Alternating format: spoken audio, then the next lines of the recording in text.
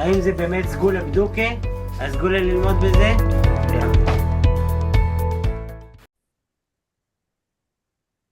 Good evening, Erev Tov, Dover Vayeshev. We are in the Zera Shimshon on Parshas Vayeshev.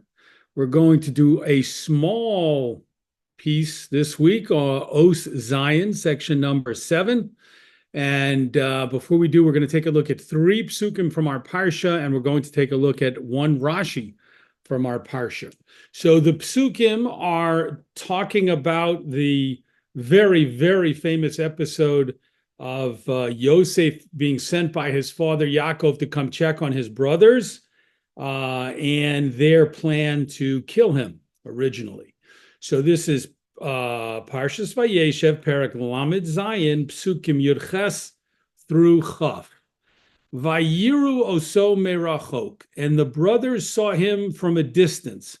Uveterem yikrav alehem, and when he had not yet reached them, Vayisnaklu oso lahamiso. They conspired against him to kill him.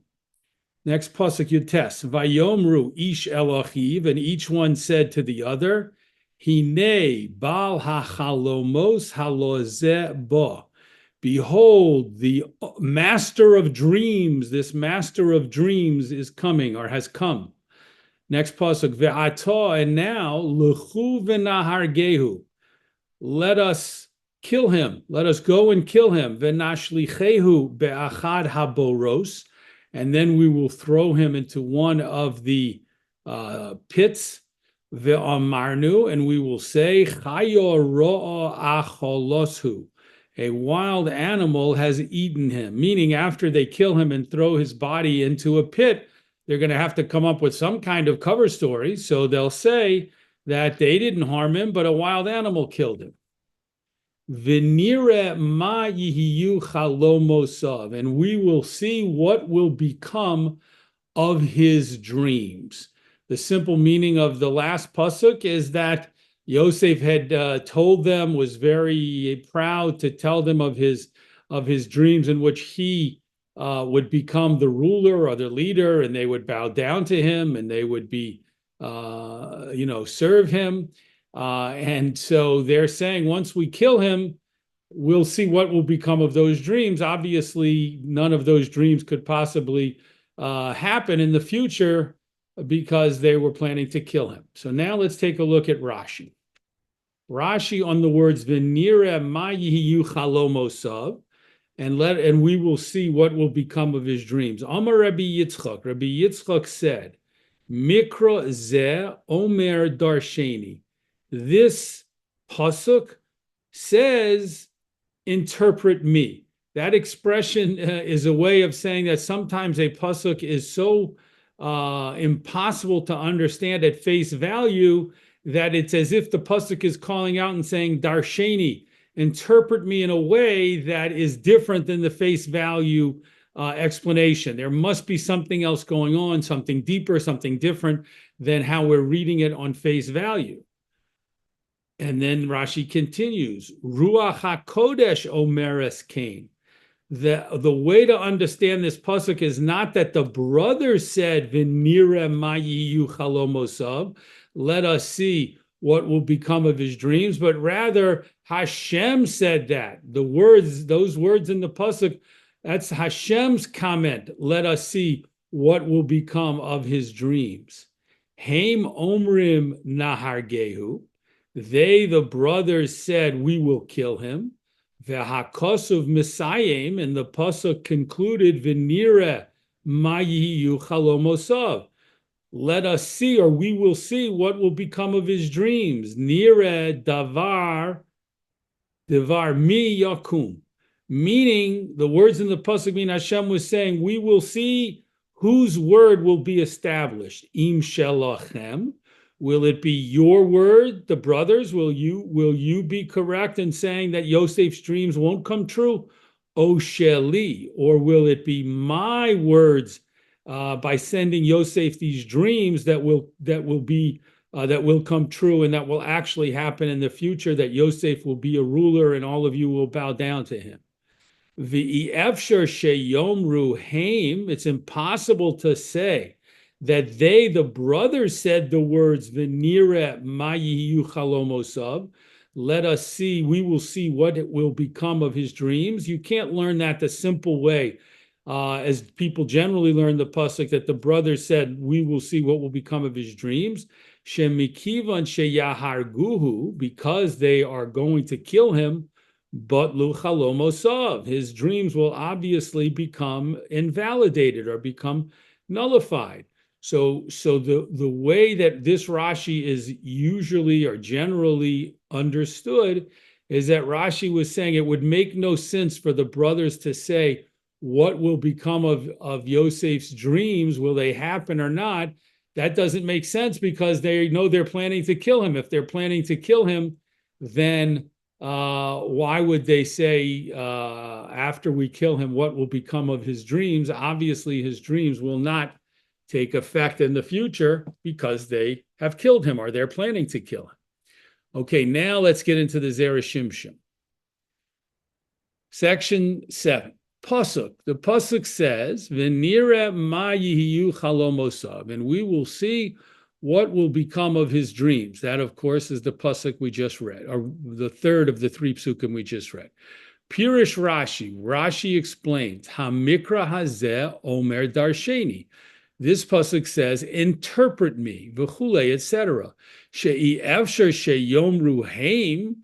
Rashi says it's impossible that they, the brothers, said those words, "V'nireh ma yihiyu chalomosav," and we will see what will become of his dreams. The brothers could not have said those words, even though it appears in the pasuk that they said those words. That can't be what they said. Ad kan lishono, until here is a partial quote from Rashi. We know that Rashi didn't just say what was in this excerpt. Rashi said that it was the Ruach HaKodesh, it was Hashem saying, we will see what will become of Yosef's dreams, meaning you think you'll be able to kill him and therefore his dreams could never come to pass.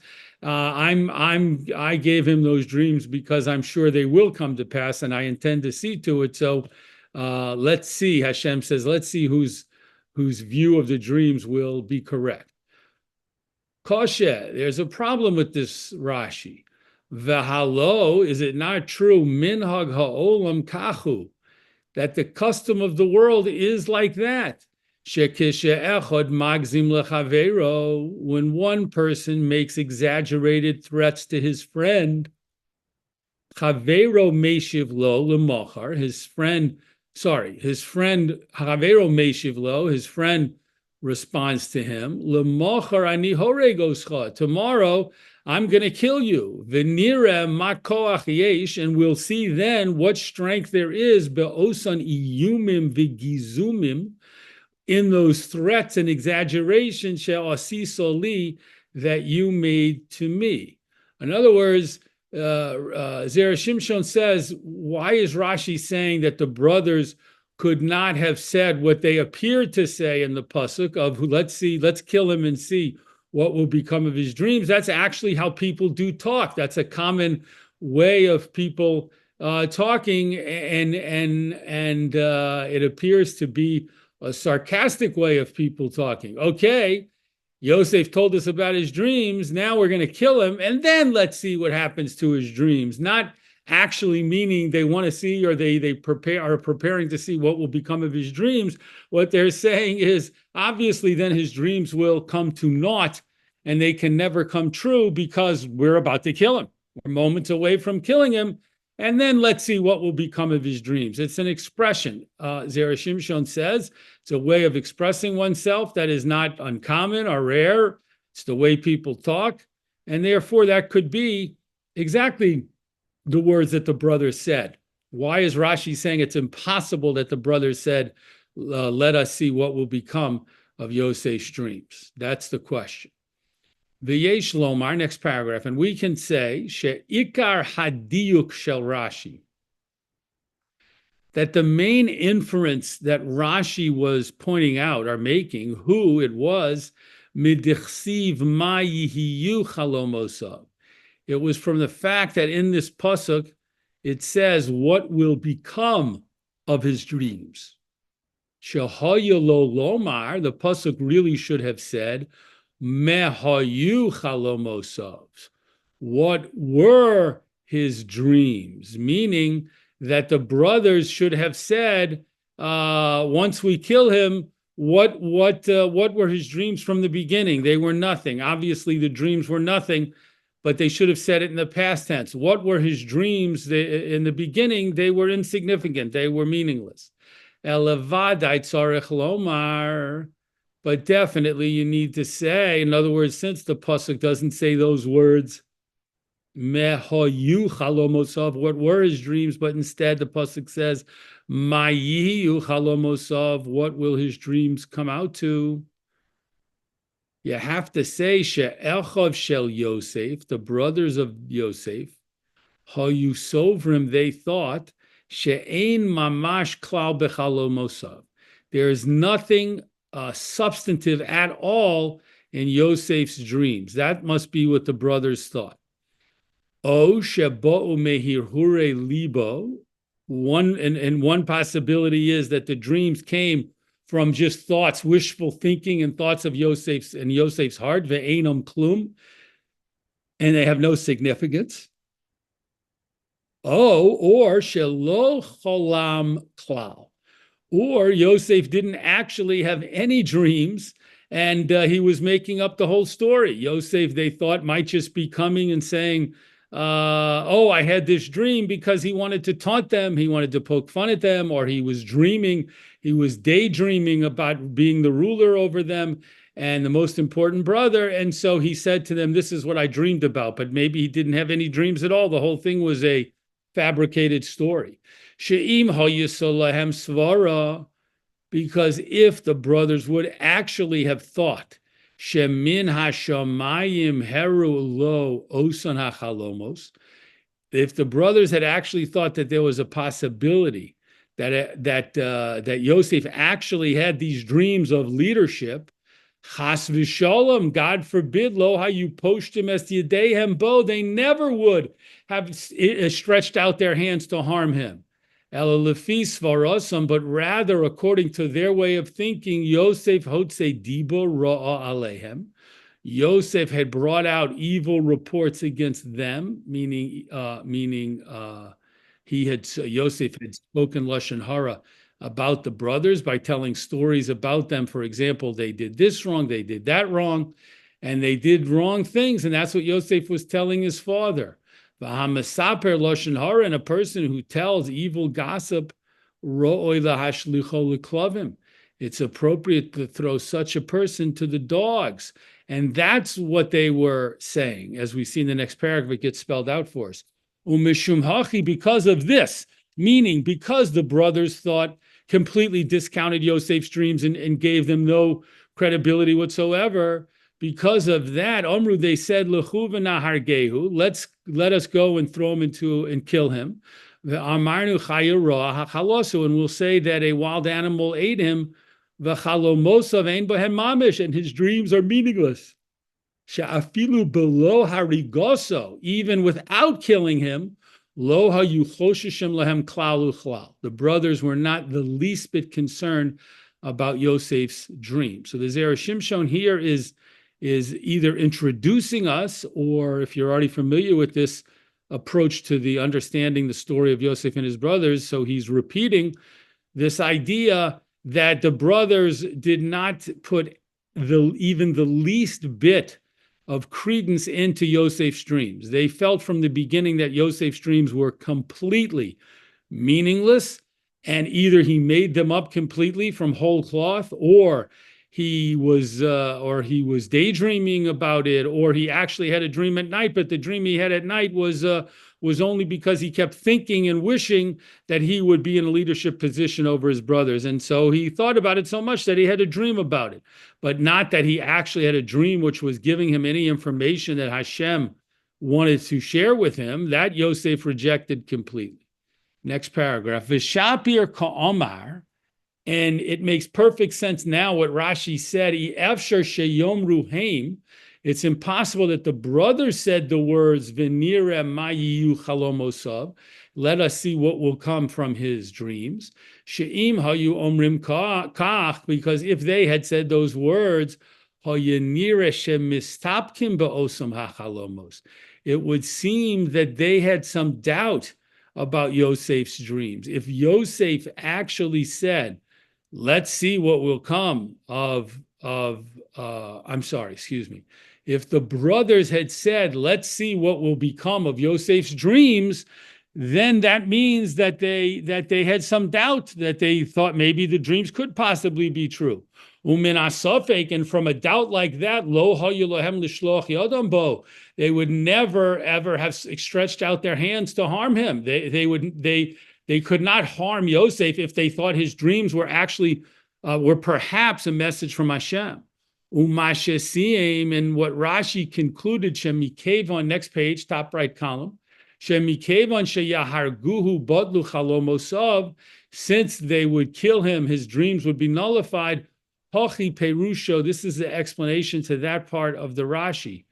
Shemikevon shemilu libam v'yodam laharogoso, since they had filled their hearts, meaning they had planned seriously, the Yodam, and had already prepared their hands, laharogo, so to kill him, pshita shechoshvu shechalomosav betelim, it's obvious that they thought his dreams were meaningless and nothing to be concerned about. Again, if Zera Shimshon is understanding Rashi to say that the brothers were saying about Yosef, his dreams were meaningless completely all the way from the start, and therefore there's nothing to worry about. They're not possibly going to come true because they have no meaning. How and why is Rashi, according to Zera Shimshon, emphasizing that point? Because if the brothers had the slightest doubt that Yosef's dreams were messages from Hashem, then of course they never would have touched him and never would have harmed him in any way. They would have had to bide their time and wait and see in the future what might happen, but certainly they wouldn't have harmed him. The fact that they were planning to kill him and said, let's kill him, means that they thought his dreams were completely meaningless with no prophetic value whatsoever. And therefore, they said, he's a person who's spreading Lashon Hara to our father about us. He's telling false stories, bad, evil gossip about us to our father. And the punishment to such a person is to have them killed by wild animals. So let's assume that's what's good. Let's kill him and tell everyone that he was killed by wild animals. And that was their plan. But Zera Shimshon is insistent that Rashi did not mean what we generally think Rashi means, on this pasuk, which is that the brothers couldn't have been saying what will become of his dreams, kind of sarcastically, because they knew exactly what would come of his dreams. His dreams would be nullified as soon as they killed him. So what were they saying? They weren't saying the words at all. Hashem was saying the words ma yihiyu chalomosav, what will become of Yosef's dreams. And Hashem was saying this as if to the brothers, you think you'll kill him and that'll be the end of his dreams. Let's see who turns out to be right about the dreams, because Hashem, of course, knew what he was going to bring to pass and how he was going to bring a fulfillment, a kiyum, to Yosef's dreams, which is exactly what happens later in the story. Yasher Koch for joining in the Zera Shimshon with us this week. We look forward, Be'ezras Hashem, to learning together in the Zera Shimshon on next week's Parsha.